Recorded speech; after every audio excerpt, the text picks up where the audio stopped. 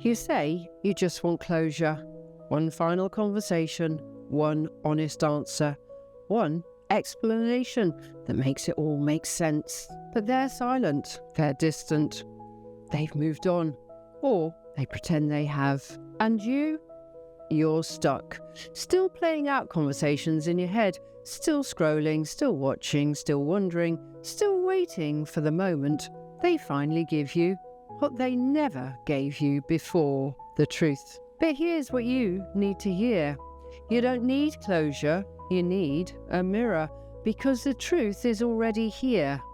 You just don't want to look at it. So let's look at the psychological breakdown of this. Closure is the fantasy that they'll come back and validate your pain, that they'll admit what they did, that they'll explain why they did it, that they'll give you peace and an answer. But let's get honest. The kind of person who leaves you broken is not the kind of person who will help you heal. The ones who ghost you, betray you, confuse you, they don't come back to clarify.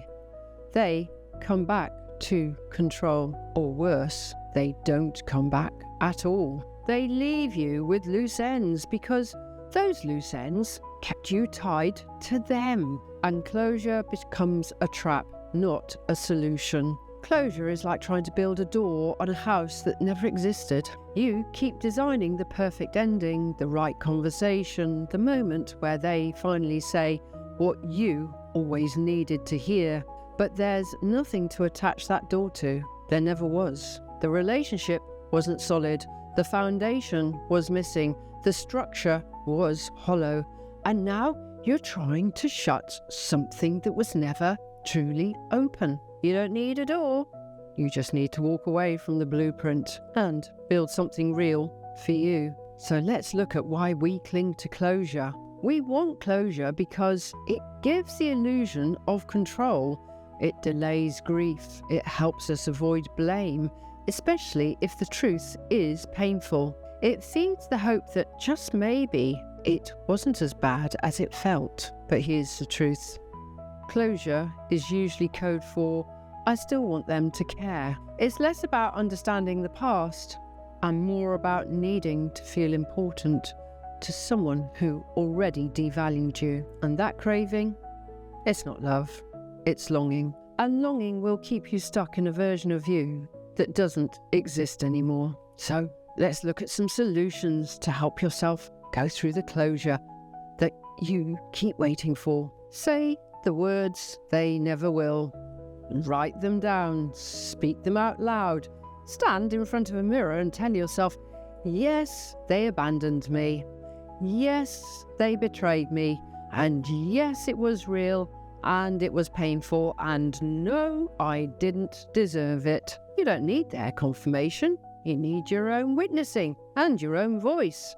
And let your voice be louder than their silence. Then stop romanticizing their capacity. Closure fantasies are often built on the belief that they could have been better, but that belief keeps you in fantasy. If they were capable of the truth, they wouldn't have lied. If they were capable of love, they wouldn't have hurt you like that. And if they were capable of depth, you wouldn't be begging for scraps. Grieve who you wanted them to be, but stop waiting for that version to show up. They're not hiding, they just never existed. Then treat the silence as the answer. If they're not reaching out, if they're watching your stories but not messaging, if they left without explanation and stayed gone, that's your answer. Silence is a communication. Avoidance is communication. Inconsistency is also communication. It tells you everything. And you don't need another message. You just need to stop pretending the truth isn't already in front of you. Then close the loop by closing off the fantasy. You're not chasing the person, you're chasing the version of you that felt alive with them. Seen, desired, important. But was that real?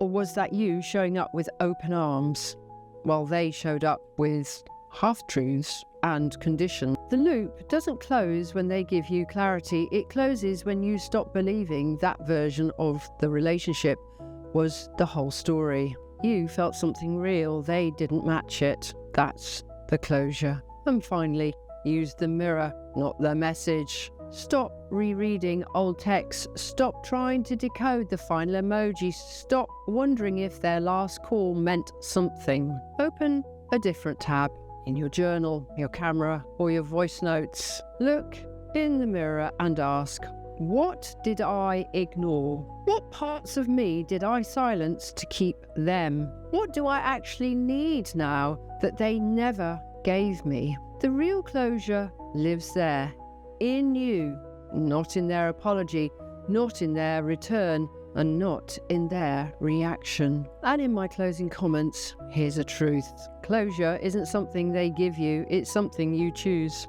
You close the chapter when you stop needing them to validate. You stop bleeding when you stop handing them the knife.